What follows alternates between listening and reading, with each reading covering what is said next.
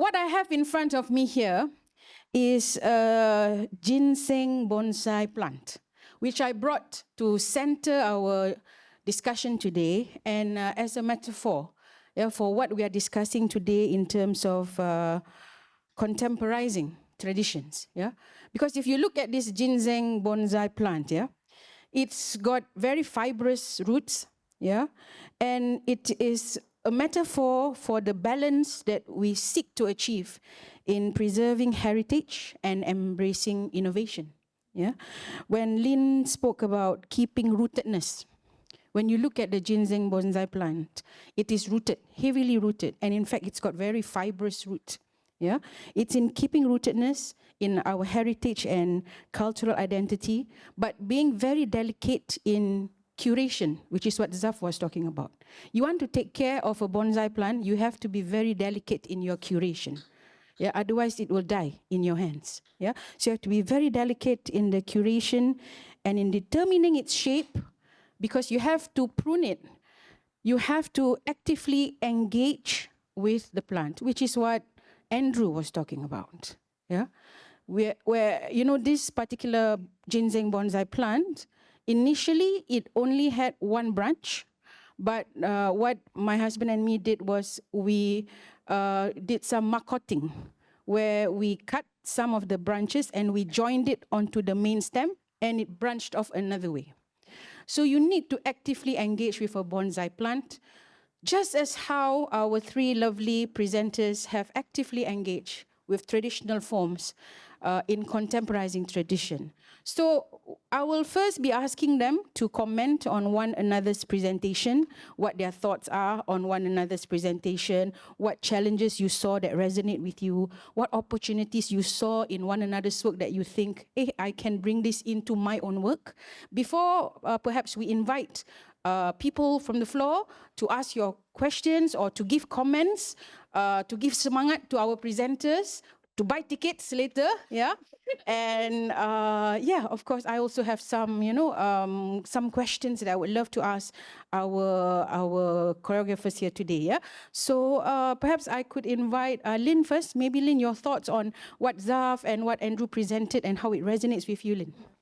I think for me, what I see, the first thing that comes out after while Zaf is presenting and also while Andrew is presenting is that the commonalities that actually all our practices have, like Zaf with curation and then Andrew as a fellow choreographer and artistic expressionist also. We are, all three of us, from what I see, is we are actually contemporary practitioners, but not terbalik. It's actually we are traditionalists with the mask or the baju of a contemporary practitioner. Because while we are heavily trying to do a lot and manifest a lot of contemporary works, but we are actually very rooted in traditional, like what's the word dia macam bukan mindful, dia macam masih rasa kisah dengan traditional. Mindful and intentional. Intentional, yes. Intentional.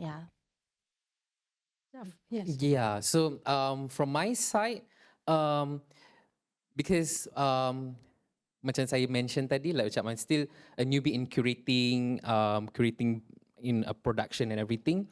So it's really membuatkan saya intrigued dengan the process, Lynn and then also Andrew, because they come out with tools yang tersendiri to create a contemporary work based on the traditional material.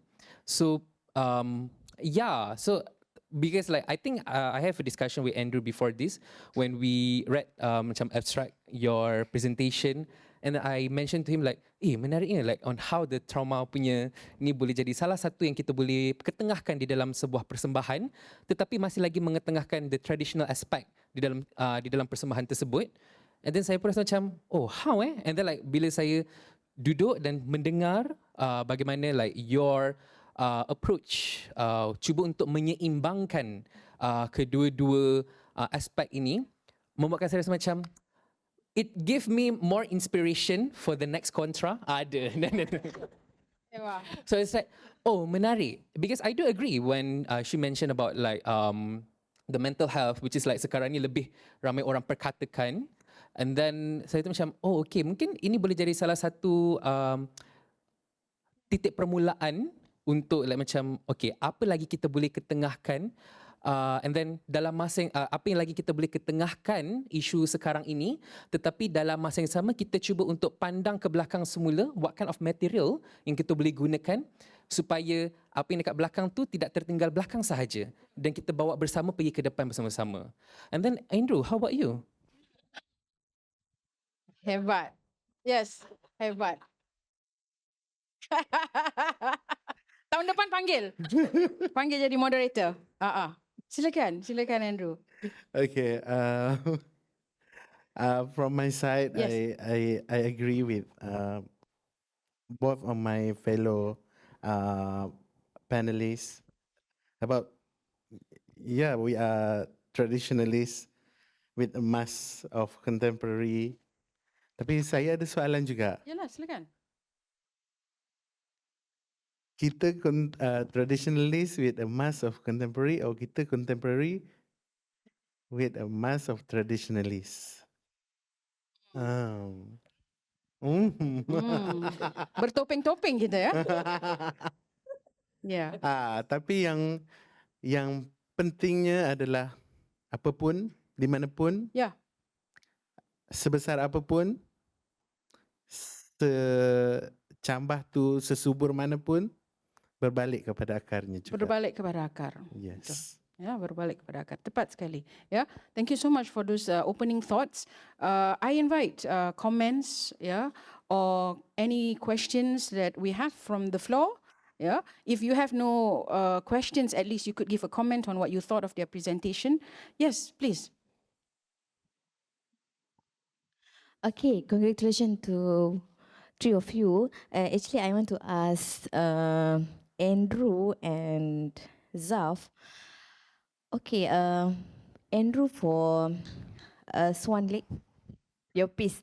So we know we are not a belly dancer. One more time.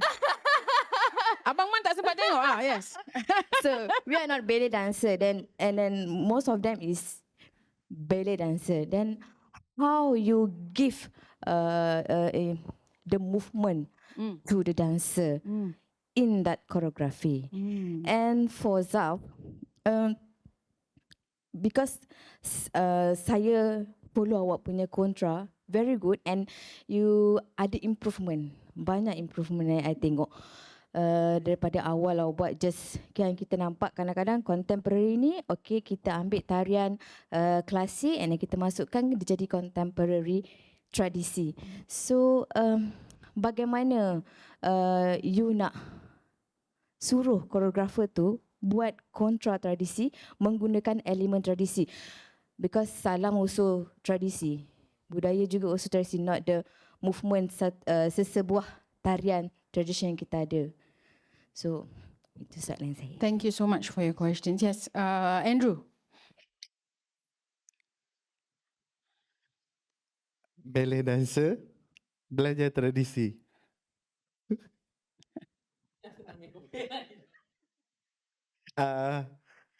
Tu sama juga tu. How was that pedagogy like? Yeah, the pedagogy like is sama juga belajar macam kita belajar, saya belajar tarian Melayu dekat, sebab di institusi pengajian yang formal kan. So jadi saya dengan Hafzal, kami berdua akan lead class. Untuk kalau ballet diorang tak ada masalah, because ballet itu diorang punya makanan. They makan, tidur, bangun, berak, semua ballet. But that's just staple, yeah. yes. That's just staple, yeah. And for Ajat, yes, saya dengan Hafzal akan lead dan tunjukkan satu-satu gerak, apa maksud gerak. And then diorang pun ada juga yang dah belajar Ajat, tetapi belum secara intensif dengan kita orang berdua. Yeah. Tapi untuk piece tu tadi, sebab kita nak the essence of Ajat dan juga essence of ballet tu, so jadi dia boleh dibuat. So they have to understand, they have to, mendalami dahulu, ya. Yeah. Yeah, yeah. Yes, dan Zaf, that question, yes. Hello. Okay. Yes. Thank you for the questions. Actually, when the first series that we tried to execute, which is Contra Biang Lala, so Biang Lala means rainbow. Actually, itu jadi salah satu menjadi titik permulaan, not only for the choreographer but also for me as a curator. Saya pun ada persoalan yang sama, lebih kurang macam Dr. Fini, which is like the terms itself, like contemporary, traditional. So, what is contemporary? What is traditional? What is traditional contemporary? So, benda tu saya sendiri cuba untuk mencari jawapan. At first, I was like, oh, aku kena cari jawapan yang ngam. But end up, I feel like, babe, sorry. It's okay, babe. Teruskan, babe, teruskan. I feel like, I mean, that's the point. Yeah. Which is sometimes the question tu, mari kita sama-sama korek, sama-sama cari. Yeah. Instead of like cuba untuk menjawab Yeah. that question dengan a fixed answer. Yeah. Setiap series Yeah. saya cuba untuk bersama-sama dengan the choreographer. Saya ada saya selalu akan buat macam session dengan ke-6 choreographer. Yeah. And then kita akan bincang pap. And then saya pun akan ada session yang satu. Kenapa saya buat 2 session itu? Sebab sometimes dekat dalam bilik yang dipenuhi ruangan dengan ke-6 choreographer, mungkin pendapat dia berlainan. Yeah. And then bila kita approach satu orang, baru diorang akan lebih telus. Yeah. Which is like, Zaf, sebenarnya gini. Yeah. So I'm using that kind of approach. Yeah. And then saya pun like cuba untuk slowly tidak hanya tertumpu kepada tradisi tarian sahaja. Yeah. Sebagaimana macam pagi tadi Mas Eko kata macam salam pun tradisi. And then like macam kita menyapa orang Assalamualaikum, apa semua tu pun is part of the tradisi kita sebagai orang Melayu semua. So mungkin itu yang menjadi salah satu perancangan juga di dalam untuk kontra series yang akan datang. Yes. Yeah. Yes. And then so kena banyak perbincangan dan mendengar komen daripada orang lain juga. Daripada first series, memang selalu mungkin disebabkan saya like generasi millennial, saya di tengah, saya memahami daripada orang sebelum saya dan saya mendengar dan memahami daripada orang selepas saya. So daripada itu saya macam ada je, not just in this contra, dalam contra yang berlainan, ada je yang macam yang bila diorang bagi komen yang memang maki hamun. Tapi saya sambut dengan senyuman. Saya just macam, okay, take note. Saya take note on that. Thank you so much for your feedback. Walaupun tidak konstruktif. No, sorry. Dia simpan. So macam, okay, thank you. Yes. So then saya berbincang, saya jumpa dengan kawan-kawan penggiat yang lain dan juga lecturer-lecturer saya. I always come back to my lecturers. Of course. So tanya macam, okay, what's your opinion? So dari situ, then saya try to concludekan benda tu. Dan bila saya dah buat tu, saya kena menghadap bos saya pula dekat KL-Pack. So because diorang bukan daripada sebab diorang of course diorang akan ada begitu banyak persoalan. Kenapa kau nak buat gini? Why? So why? Which is my boss is Farid American and also Joe Hashim. So I need to like semua perbincangan dengan my friends and everyone tu saya kumpulkan dan simpulkan dan saya bentangkan kepada mereka. So I need to tell them like, okay, the contra ni macam gini. And then fun fact, waktu the first time I buat contra series tu, my boss like betul-betul macam yang, why is contra? Macam, what are you trying to portray? Apa ni? But I take it in a good way lah. Which is macam, oh okay, maybe like diorang tak begitu memahami. So for the next series, macam mana saya nak try untuk make it clear, enhance lagi the idea. And then the next series, apa lagi? I love that.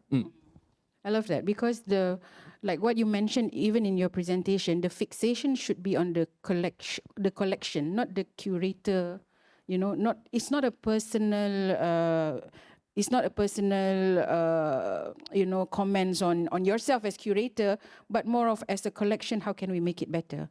So the energy should be there, on how we make things better. Fantastic, yeah. Maybe I have one question for Lin, yeah. Can you tell us a little bit more about how do you ensure that the safe space that you envision for those people who are watching your performances that may have some triggers, yeah? How do you ensure the safe space for the dancer and also for the people watching the performance, Lin?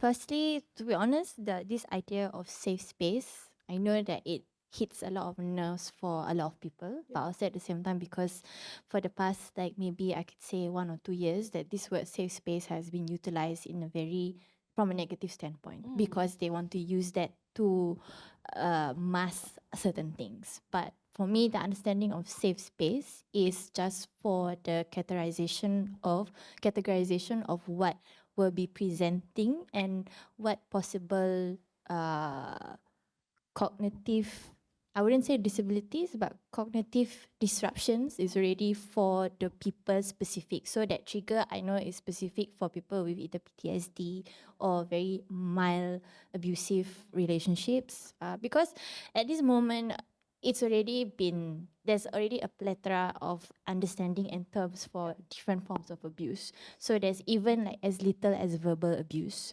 So verbal abuse though can be just because kalau kita tengok sendiri tu macam like how mak bapak kita kata-kata kasar, right? But that is a form of pendidikan and also how we grow up in that right space. But also at the same time, the kata-kata kasar that was given to us by our parents, those were done through the macam nak cakap it's done from a place of love kan, in that sense, because they are caring of us.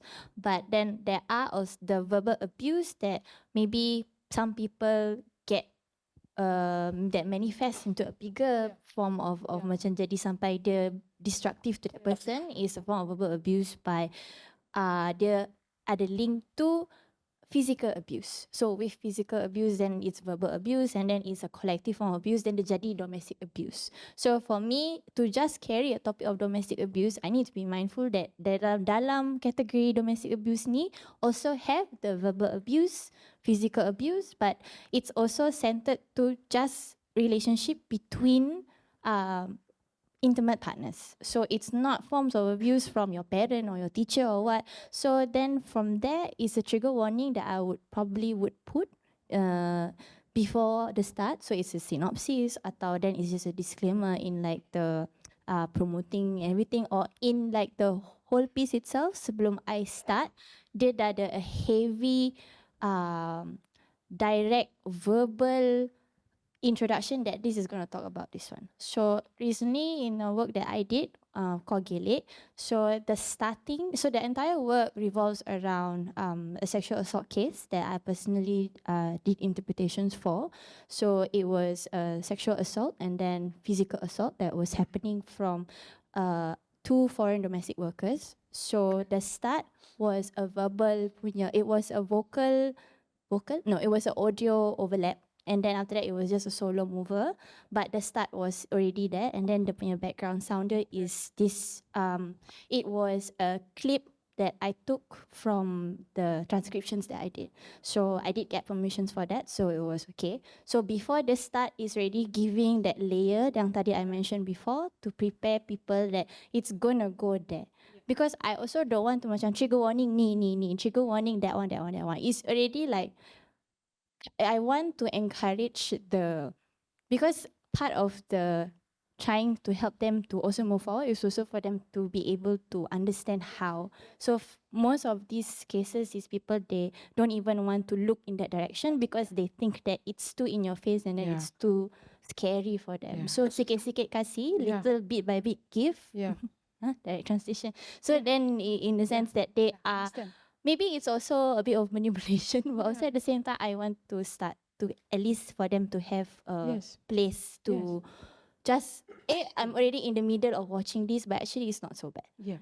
Then sorry, for my dancers also, I would prep them and tell them the more heavier details of what the representation of this also to check with them if they themselves have gone through certain forms of violence or whatever forms of assault. So if they are comfortable, please proceed. If they are not, then don't. Also, I also did tell them that in any, okay, you say yes ready to whole production kan, and then in that sense like halfway through you rasa macam it's too much for you and you want to pull out, and then you feel bad because I already signed your contract.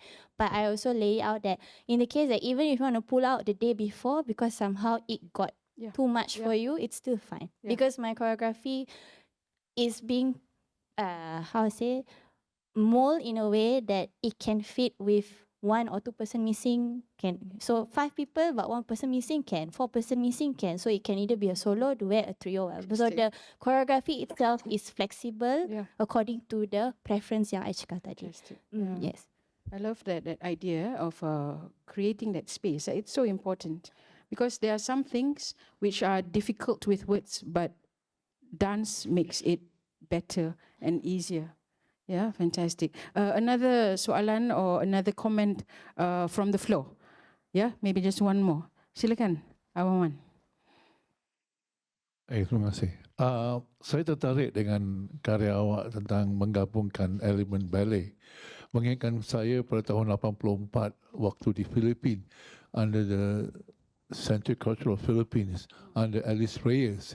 Dia suka menggunakan elemen-elemen tradisi untuk mengungkapkan karya mereka, karya dia. Begitu juga dengan Farida Faisal.